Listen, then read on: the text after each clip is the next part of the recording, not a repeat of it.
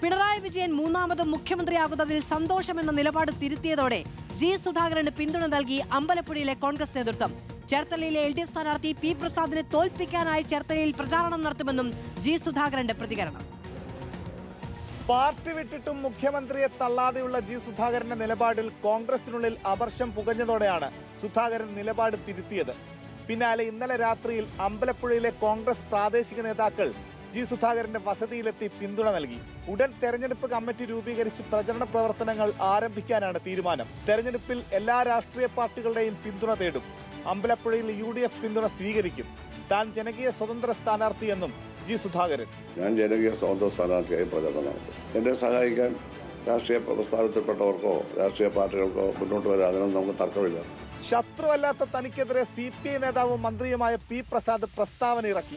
വേറെ ഒരിടത്തും താൻ പോയി പ്രസംഗിക്കില്ല, പക്ഷേ പ്രസാദിനെതിരെ പ്രചരണം നടത്തും. ചേർത്തലയിൽ മാത്രം പോയി പ്രസംഗിക്കുമെന്നും ജി സുധാകരൻ. എനിക്കെതിരെ പ്രസ്താവനയുടെ കാര്യമായേക്കാം. അയാൾ മാത്രമേ ഇട്ടുള്ളൂ CPI. ഞാൻ അനങ്ങാതിരുന്ന ആളാണ്. ഞങ്ങൾക്ക് പോയി ഞാൻ തീരുമാനിച്ചത്. അയാൾ ചോദിച്ചു വാങ്ങുന്നതാണ്. ഈ ഇലക്ഷനിൽ അയാളുടെ രാഷ്ട്രീയ വിജയം തുലാസിലാണ്. CPI-ൽ 10-15 പേർ പലതവണയായി മത്സരിക്കുന്നു. അവർക്കൊന്നും പാർലമെന്ററി വ്യാമോഹമില്ലേ എന്നും ജി സുധാകരൻ. മാധ്യമപ്രവർത്തകരുടെ പല ചോദ്യങ്ങളോടും ജി സുധാകരൻ ക്ഷുഭിതനായി. റിപ്പോർട്ടർ, ആലപ്പുഴ.